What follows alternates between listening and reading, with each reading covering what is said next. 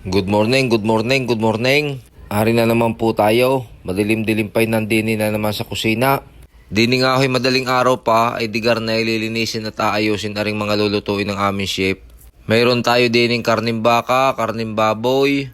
Mayroon din lulutuin ngayon na bangos, ari igagawing Spanish bangos. Yung parang sardinas na nakakain pati tinik. Mayroon din diyang karning manok, pang chicken fillet at mayroon din diyang isda pang fish fillet. At dahil ngayon ay biyernes, ay siyempre mayroon din diyang pang munggo. Mayroon din kasama diyang pang beef broccoli at saka chicken broccoli. At arin naman ang aking gagawin, ako'y magagayat din eh. Hinimay ko na aring broccoli, nagayat na rin ako ng mga sibuyas at kung ano-ano pa. Dini naman sa kusina ay nagluluto na ng pang breakfast aring aming chef. Ari ay spam at saka longganisa, ay asbok na naman ang tungko. At ari ang kanyang isinunod na niluto, ari chicken fillet. Ang iba na rin gagawing chicken with broccoli. Ang ginawa muna diyan sa karning manok bago iprito ng ganyan ay in-slice ng pa-strip.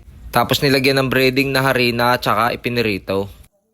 At syempre, ari naman ang isinunod ng luto, yung pang sauce diyan sa chicken broccoli. At nung maluto nga ay digarni na ang itsura niyan.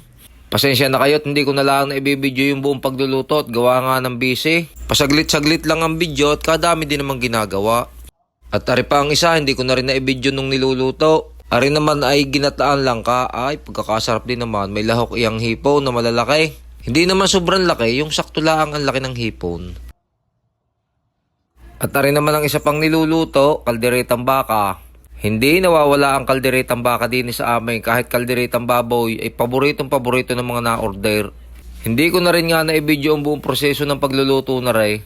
Pero gayon pa rin ang aking mga proseso ng pagluluto, ay tingnan nyo naman, pagkakaganda ng kulay. At aray, meron din ngang umorder ng beef salpikaw.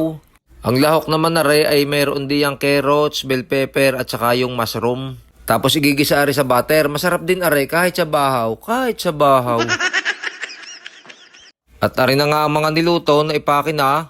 Ay pasensya na kayo at hindi ko na nga na-video lahat kung paano niluluto. Meron din nga pala diyang kasamang mga leche flan, ari tatatlo lang ang aking na-video. At gawa nang na-deliver na ang iba.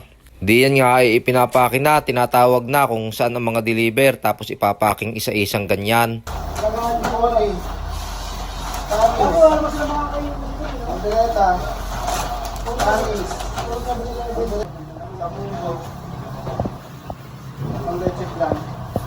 At iyon, hanggang dito na lamang po muna ang bidyong ito at maraming salamat. God bless po!